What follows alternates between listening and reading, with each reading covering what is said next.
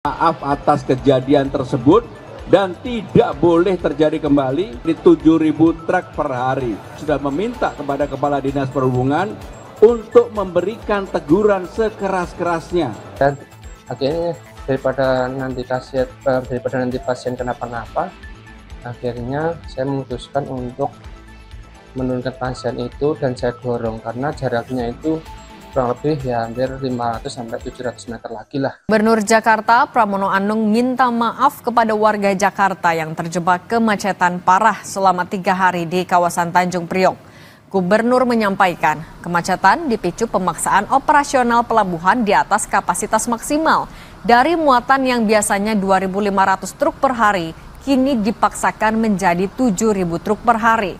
Gubernur Jakarta meminta Kepala Dinas Perhubungan memberi teguran keras agar peristiwa kemacetan panjang di Priok tidak kembali terjadi.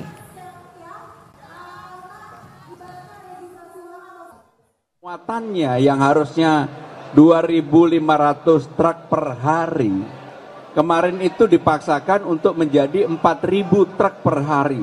Sehingga mengalami jam dan akhirnya saya juga baru tahu tadi pagi dari Kepala Dinas Perhubungan bukan lagi 4.000 tetapi menjadi 7.000 truk per hari. Sudah meminta kepada Kepala Dinas Perhubungan untuk memberikan teguran sekeras-kerasnya. Karena sudah 3 hari kemacetan ini nggak boleh terjadi kembali. Maaf atas kejadian tersebut dan tidak boleh terjadi kembali. Assalamualaikum warahmatullahi wabarakatuh. Saya petugas ambulan yang tadi pagi viral membawa pasien yang didorong ke rumah sakit ya.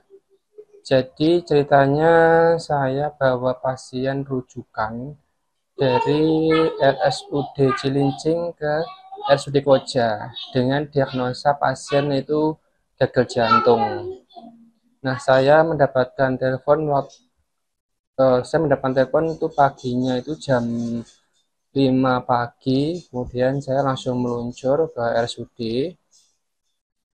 Nah, lalu lintas memang kondisinya masih macet ya, cuman pas di arah Bogasari itu yang seberang itu benar-benar lengang. Nah, saya memutuskan untuk lurus aja karena memang dari RSUD Cilincing ke RSUD Koja itu nggak terlalu jauh ya.